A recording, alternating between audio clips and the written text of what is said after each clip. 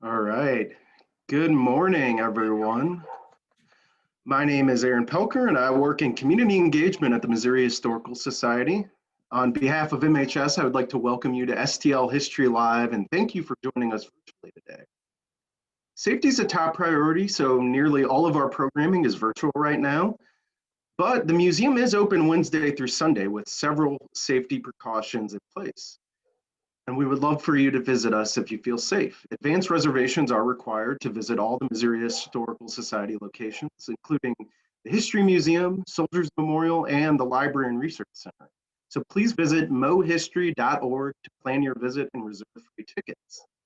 Today's program, The Meaning of Race and Slavery During Missouri's Admission Crisis, presented by Dr. Stephen Belko, is a preview of the Missouri Bicentennial programming that will be coming up in 2021. You can learn more about statewide bicentennial activities by visiting Missouri2021.org. Next, I want to thank all Missouri Historical Society members who are tuned in today. We're grateful for your support. If you're not a member yet, but we would love for you to consider joining today, and I'll post a link for you to get more information about membership in the chat box. We also want to thank all of you in St. Louis City and County for your tax contributions to the Zoo Museum Tax District. Before we get started, here are a few things that you'll want to know. This is roughly a 20-minute presentation, and then afterwards we'll have time for questions, which you can submit through the Q&A feature on your toolbar. If you want to go back and watch this program later or share it with friends and family, you can find it on the Missouri Historical Society YouTube channel, where it'll be posted probably early next week. And finally, your feedback is always important to us. So we're asking you to take a minute or two at the end of the program to fill out a very short survey that will open another tab on your browser. And we thank you for that in advance. And now I would like to introduce and thank today's featured speaker, Dr. Steve Belko, Executive Director of the Missouri Humanities Council. Dr. Belko, from 2005 to January of 2015, was the Associate Professor of History and Director of the Graduate Program in Early American Studies and Director of the Graduate Certificate Program in Historic Preservation at the University of West Florida. Dr. Belko has edited and published numerous award-winning articles and books on various subjects of early 19th century American history. And he's also published several monographs, including The Triumph of the Antebellum Free Trade Movement, which won the 2013 Phi Alpha Theta Best Subsequent Book Award. He has another book coming out from the University of Missouri Press in the spring of 2021 entitled Contesting the Constitution, Congress Debates the Missouri Crisis, 1819 to 1821. And we're so happy to have him with us here today. So please join me in giving a warm virtual welcome as I turn the screen over to Dr. Belko. Thanks and enjoy. Thanks, Aaron, and thanks everybody joining today. Just a few little introductions of something here. If you want just like a cursory view of just what the Missouri Compromises was all about, because there were multiple ones, I wrote an article in Missouri Life magazine, April to March 2020. Kind of goes over when's our real bicentennial date, because we can argue for about a half a dozen of them. So if you want to get just a little more background than what's obviously going to be here today, please check that out. Also, please check out our website, www.mohumanities.org. If you do not know, Missouri Humanities joined the Kinder Institute in Constitutional Democracy out of Mizzou, and we commissioned a pretty large traveling exhibit. And you can go online to our website and see where that exhibit is now. But if you don't have any time to ever go see it, and with all the COVID restrictions, well, we do now have a digital traveling exhibit. One of my staff did a fantastic job in that. You can go online to our website and see that traveling exhibit digitally. So I want to make sure I get this out. And Aaron had already mentioned the Missouri2021.org. It's run by the State Historical Society of Missouri, but I represent Missouri Humanities on the Governor's Bicentennial Commission, and we are using that website to publicize every activity and event across the state. As Aaron also mentioned, I do have a book coming out. It's an edited volume, and it's on the constitutional crisis, which Missouri was overwhelmingly, ultimately, a major constitutional dispute. Basically over, does Congress have the power, the authority to place conditions on states to enter the Union. And in this case, Missouri, a restriction on the advance of slavery. And if they met that condition, they could come into the Union. Does Congress have that power? And they really tore apart the Constitution.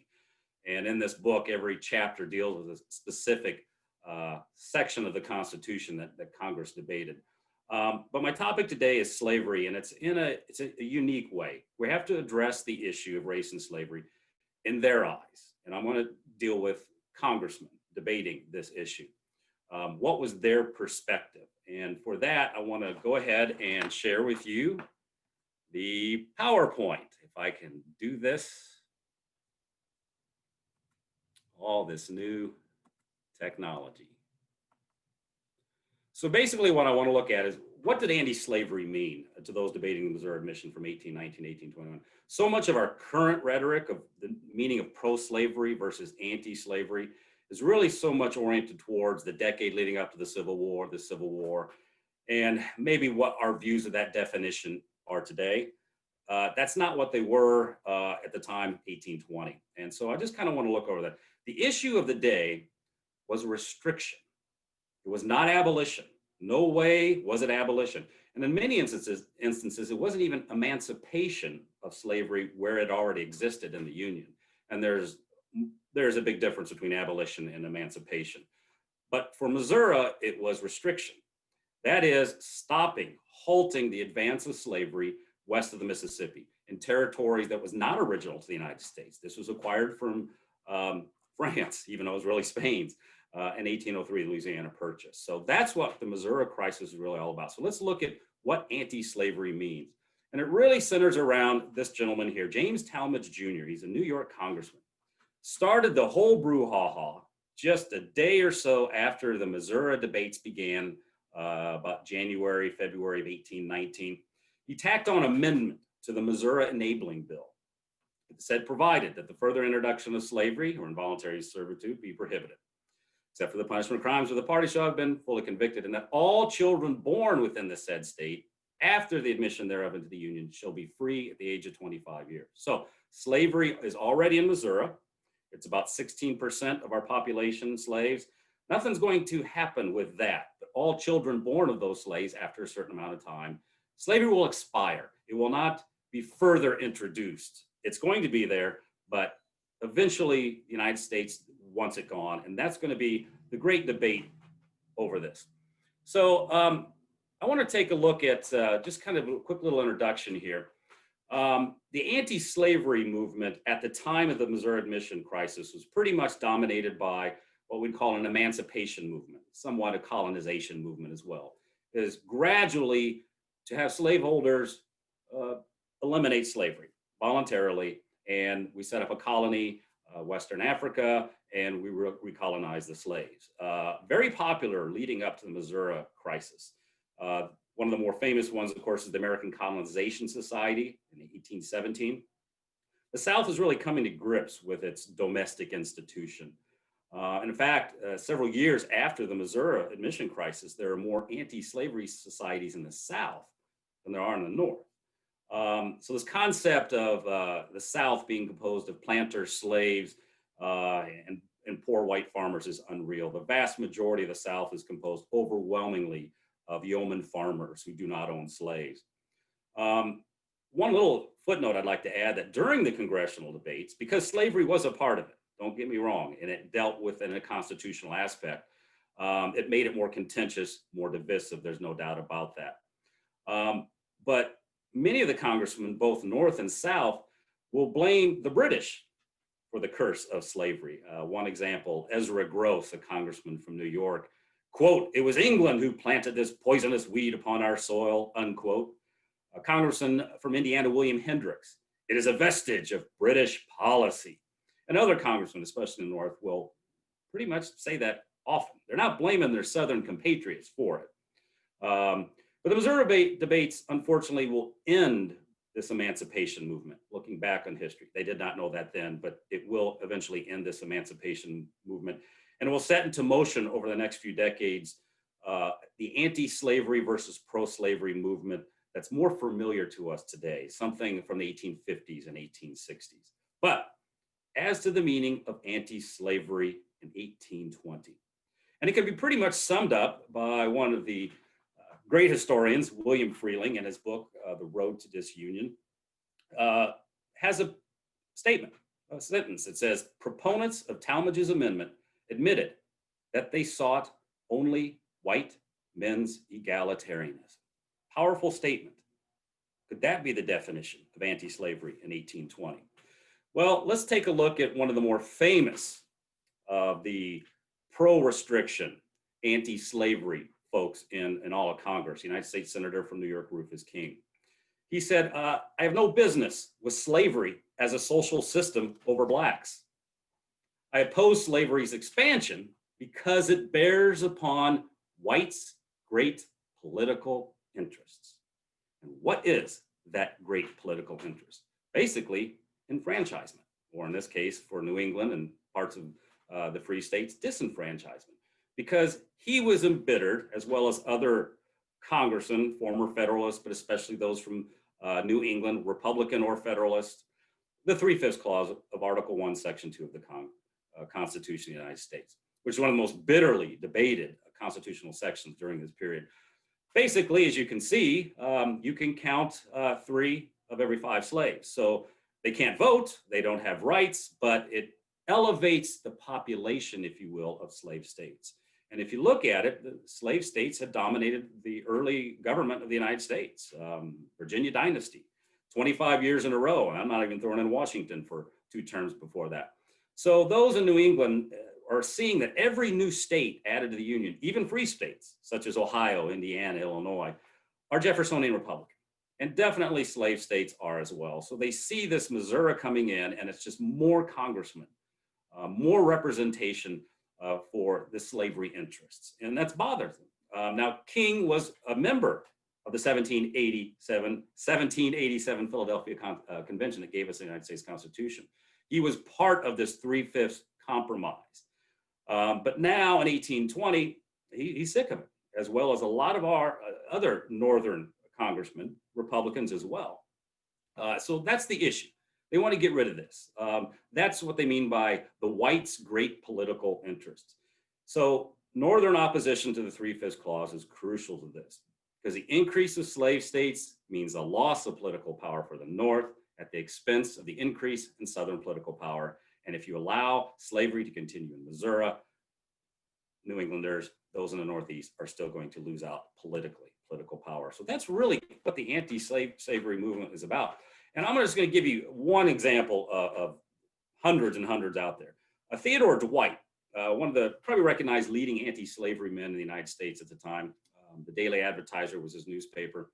At the height of the Missouri controversy, which he was a major proponent of restriction in Missouri, no doubt about that, he reminded readers that if the sin of slavery be fastened by the assent of the nation upon that boundless region which the United States possessed beyond the Mississippi, Missouri, the death warrant of the political standing and influence of the free states will be irrevocably sealed.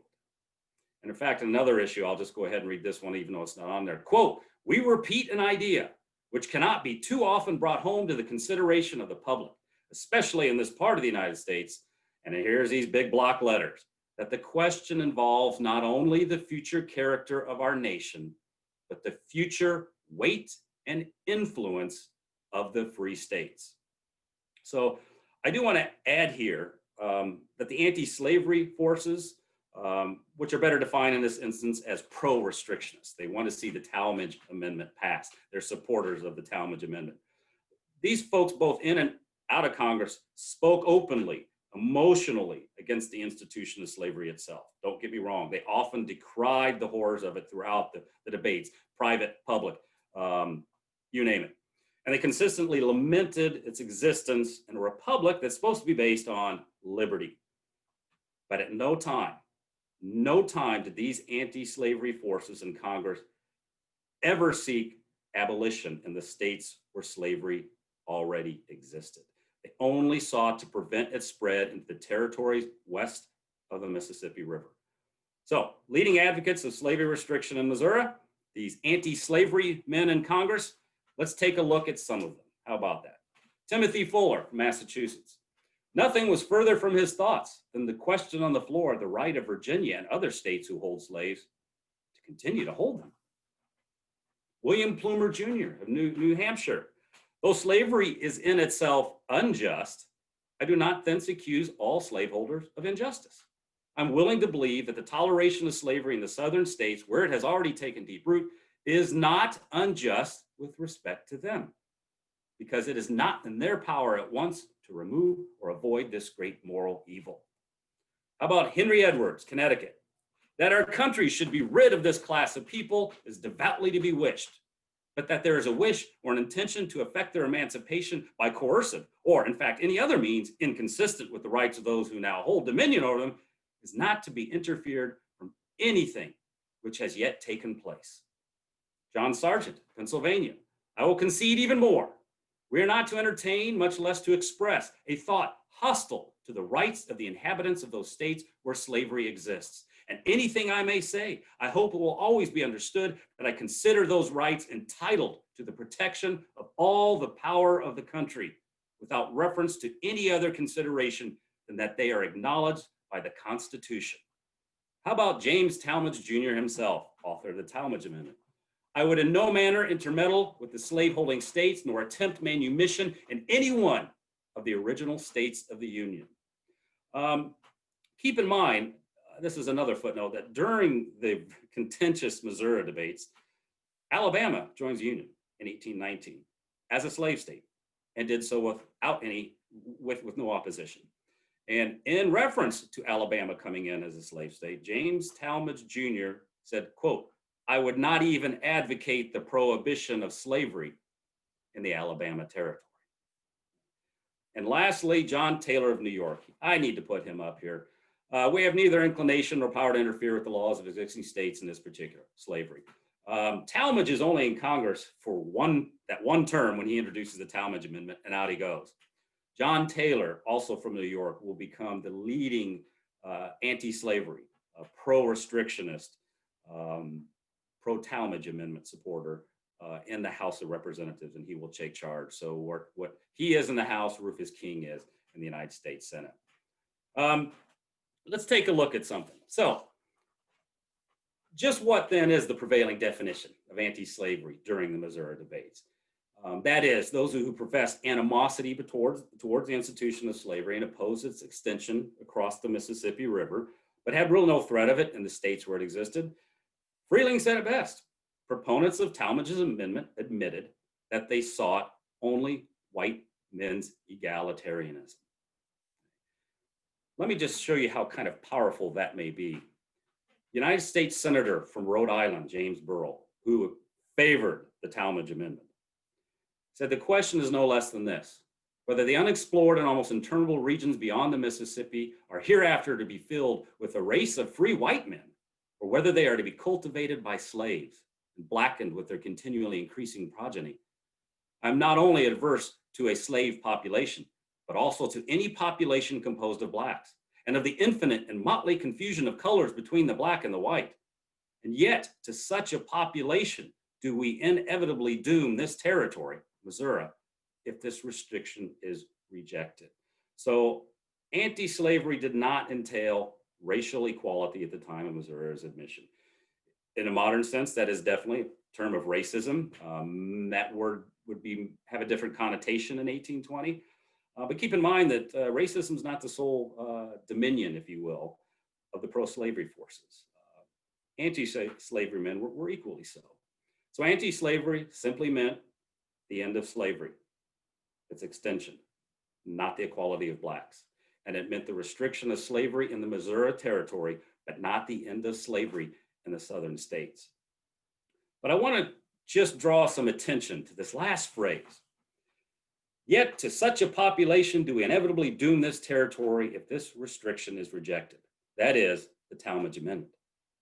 He is arguing that if you reject the Talmadge Amendment, which it was eventually, as I mentioned, the House voted it every time the Missouri bill came up, and every time the Senate rejected it. Hence, eventually we have a compromise.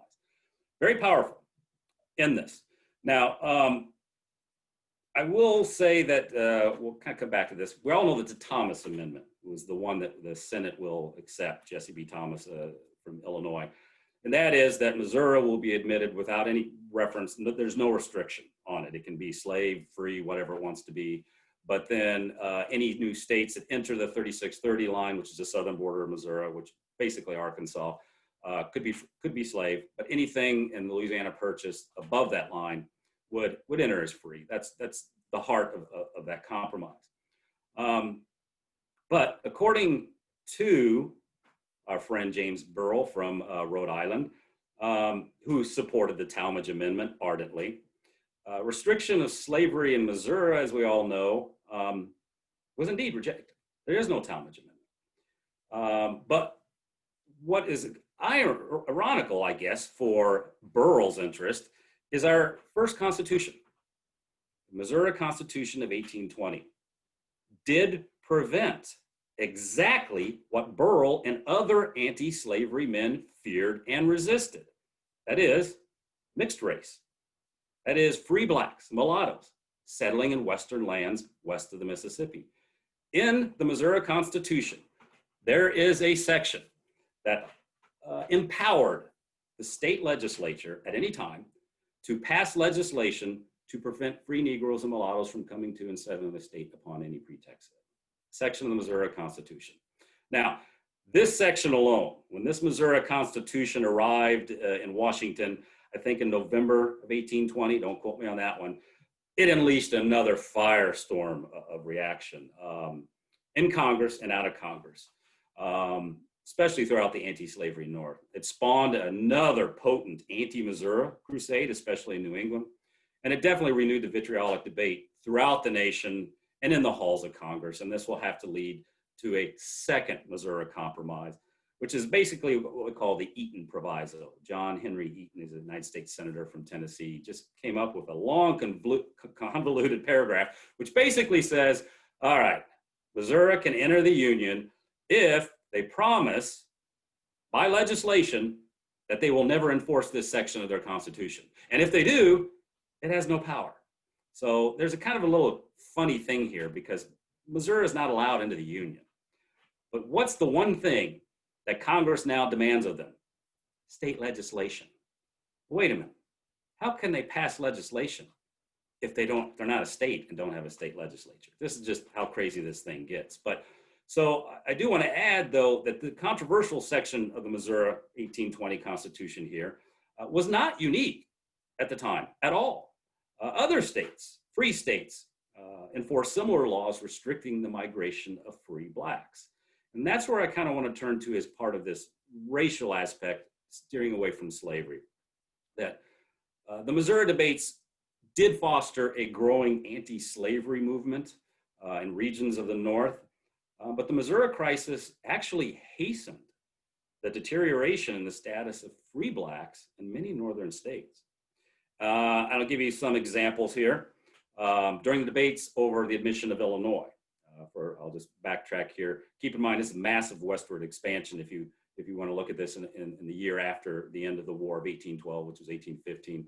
5 states, I'm not going to count Maine, sorry, 6 states, but 5 are added to the Union consecutively. Indiana in 1816, Mississippi 1817, Illinois 1818, Alabama 1819, and for Missouri 1820, which is on our state seal. Although the federal government would say August of 1821. But during the admission of Illinois, this is December of 1818, right at the time the first petitions from Missouri seeking statehood were officially presented to Congress. James Talmadge, Jr., New York congressman behind the Talmadge Amendment, opposed Illinois' admission because its constitution did not sufficiently, in his mind, prohibit the elimination of slavery. The Illinois state constitution permitted a limited form of slavery at the salt mines in Massac County.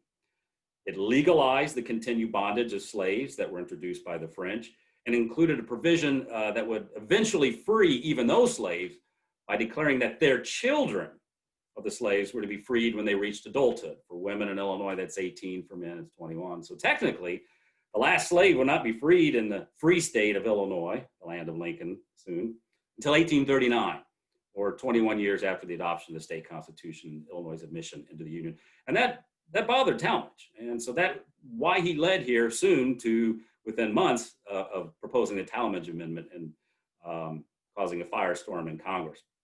But following statehood, the Illinois state legislature enacted one of the harshest black codes in the Union, basically designed to discourage blacks from coming to and settling in Illinois on any pretext whatsoever. Free blacks were denied suffrage.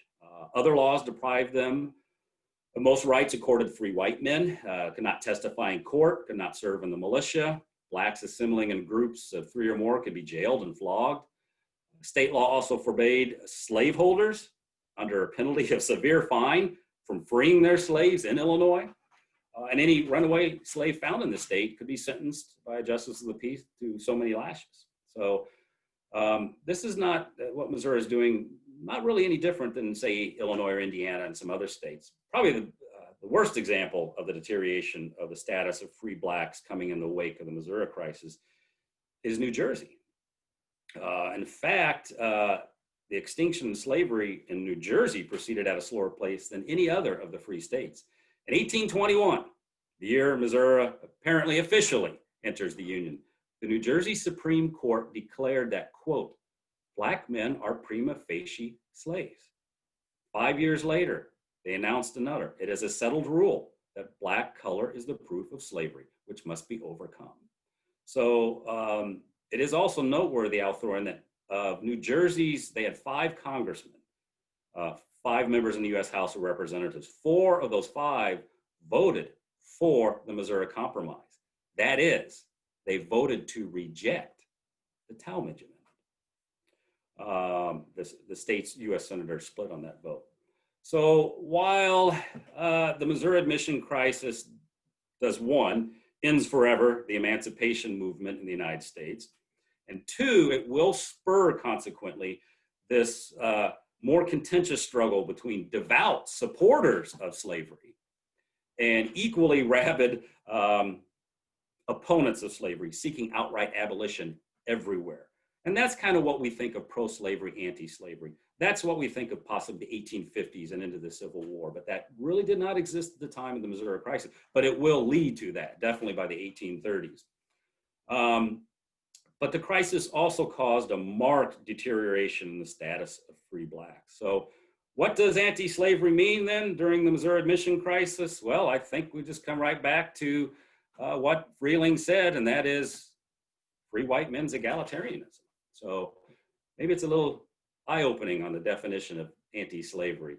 So anti-slavery basically meant restriction of slavery west of the Mississippi River, eventual elimination of it in Missouri, first of all, but all other states that may enter the Union from the Louisiana Purchase. But it also had a simultaneous exclusion of free blacks and mulattoes. And so this really becomes the political perspective of the Free Soil Party during the 1840s and definitely in the 1850s. But free soil meant free white only. So racism and slavery are really sometimes 2 entirely different things. And this movement of the Missouri admission crisis shows that what anti-slavery means may not be what we think it means. So, and Aaron, do you want to take it from there with the Q&A? I hope that was 20 minutes. So just to let everybody know, I'm a former politician, former professor, and I'm a preacher's kid. So I've learned to keep things, the sermon's got to be 20 minutes or under. So I always try to keep it that way. Well, thank you so much again, Steve. And at this point, we do want to open it up to Q&A. So if you've got any questions, feel free to click on that Q&A box on your toolbar to submit those. And I can read them out, and then Dr. Belko would be happy to answer them. But as we wait, I guess I'll kind of just get us kicked off as, if people want to take a few moments to collect their thoughts here and just ask.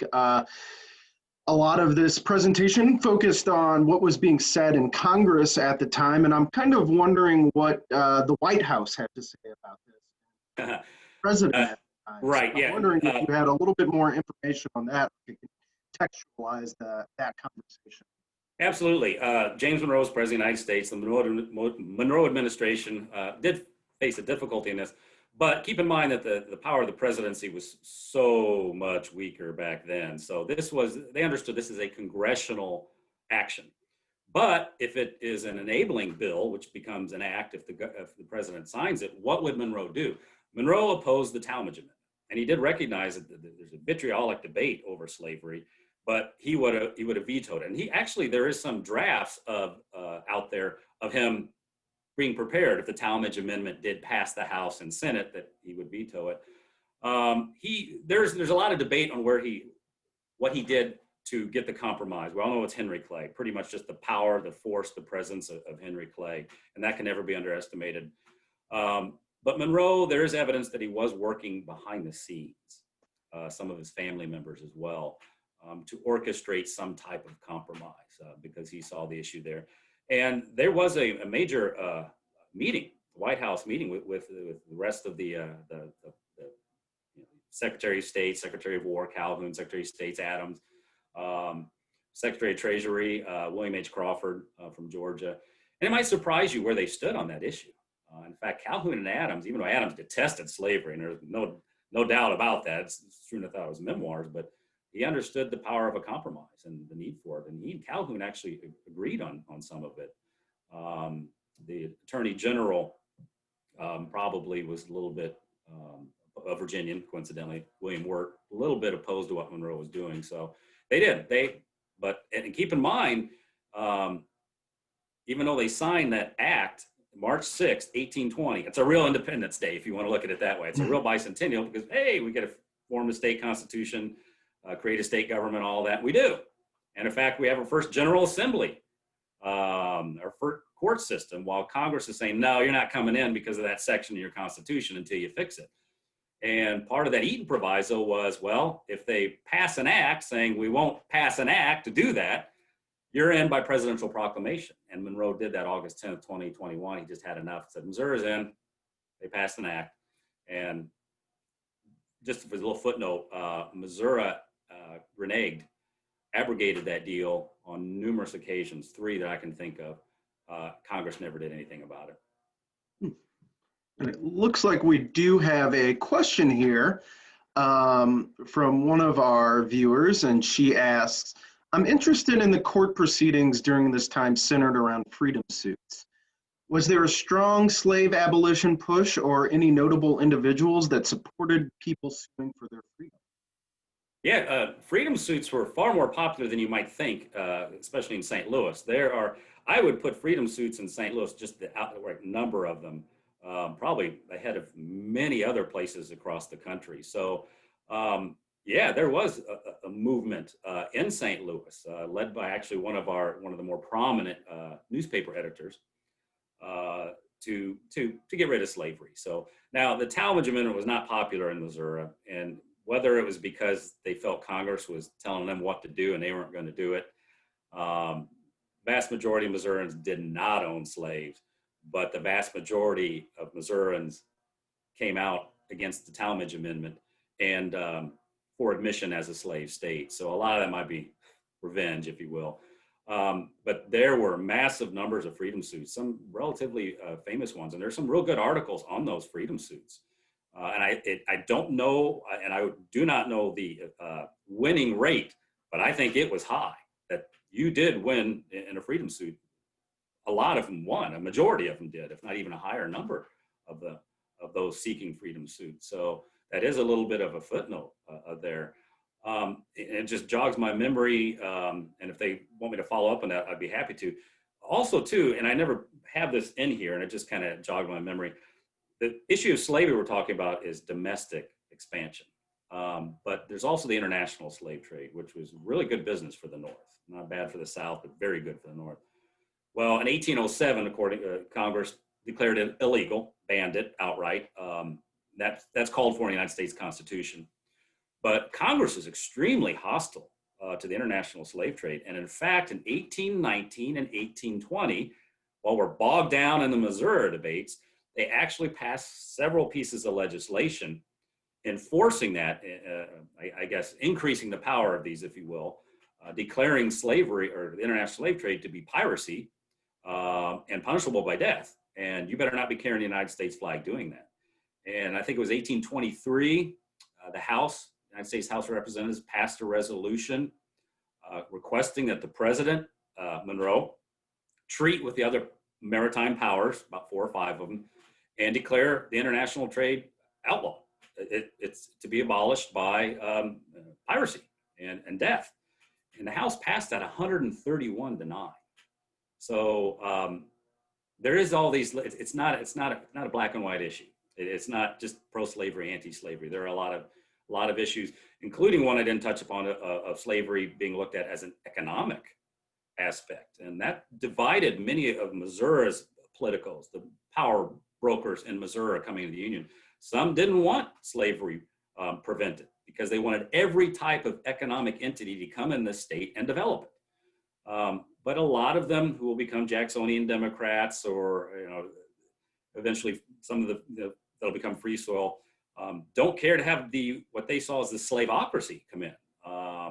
For a lot of them, slavery meant big, powerful, wealthy individuals, the aristocrats.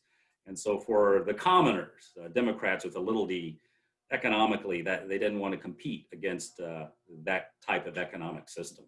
So it may not, again, race had nothing to do with it in many cases, even in that instance, it had to do economic. But the background is like, well, we just don't want blacks here at all.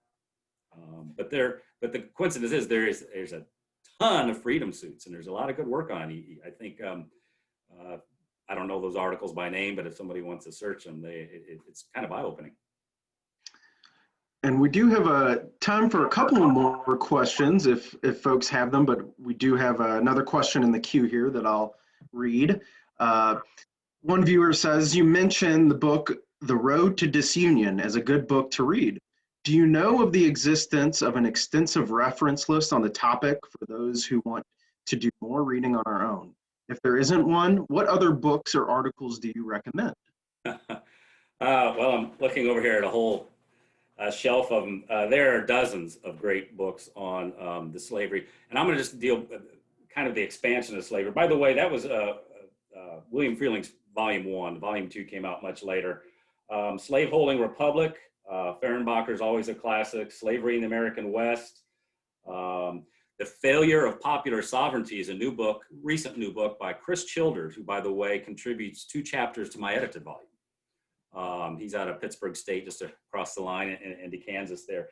And that's a good one. Those are some of the more basic, good, easy read books on the issue of the expansion of slavery that Freeling does talk about in it. He takes it up to about 1854, so you might want to cut off earlier for the Missouri debates.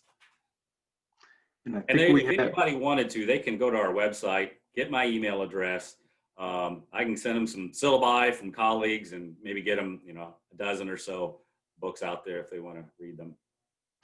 I think we have one last question, and our viewer asks, were some of the anti-slavery Northerners okay with it continuing in the South because they were afraid that the Southern economy would collapse without it?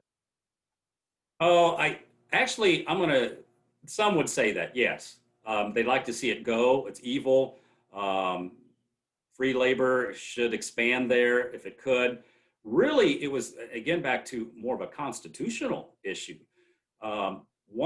Many of the anti-slavery Northerners who were Jeffersonian Republicans, who were favoring the Talmadge Amendment, they combated their fellow Southerners by saying, guess what? That was a compromise. Slavery was a compromise with the 13 existing states at the time, and thus further, it should not go because the new states coming in are not part of that original compromise. And then some would go say, well, okay, wait a minute. We did get all the territory from England under independence, Treaty of Paris, 1783, all the way to the Mississippi River. Okay, and so we'll deal with the issue for these states. But they argued, a lot of anti-slavery Northerners said, wait a minute, we put restrictions. There is a history of placing conditions on states, the Northwest Ordinance, and then letting those, south of the Ohio River just come in as slave states. So they really talked about the Northwest Ordinance 1787, saying, hey, it's been done before. There's precedent. So really, King was looking, Rufus King, at that compromise with his fellow Southerners to get this Constitution and this new government established. And keep in mind, there were 2 members in Congress that had attended the Philadelphia Convention in 1787. The other one, a Southerner, who favored the 3/5 amendment at the time. And so now he is definitely rabidly anti-Talmadge amendment, anti-restriction. So they had a little leg up on, debating the Constitution. We were there, and we know what happened. But yeah, I would say less maybe of an economic issue, but maybe a little bit of race. For the vast majority of people, 99% probably said blacks and whites cannot live together. So until that's resolved, well, then you got to have slavery there until something is resolved. You just can't emancipate everybody. There's also a national security item with that. For a lot of, keep in mind, we invaded Spanish Florida in 1818 and took it in a treaty in 1819 and finally took it over in 1821 when Missouri entered the Union. And we were feared Anglophobia, both in Canada and along the Spanish Gulf Coast, of England interfering. Eventually, there would be massive slave rebellions. So there's a national security item to slavery as well. And so multiple things, but don't get me wrong, the anti-slavery men in Congress, especially New Englanders, consistently harangued the evils, the morality of the institution of slavery. And it really did bother a lot of Southerners. They are struggling with this at the time, but now we start to see coming out of this apologists for slavery. Now it becomes a positive good, no longer a necessary evil by the time we get to the 1830s. So yeah, various reasons for leaving slavery alone where it was.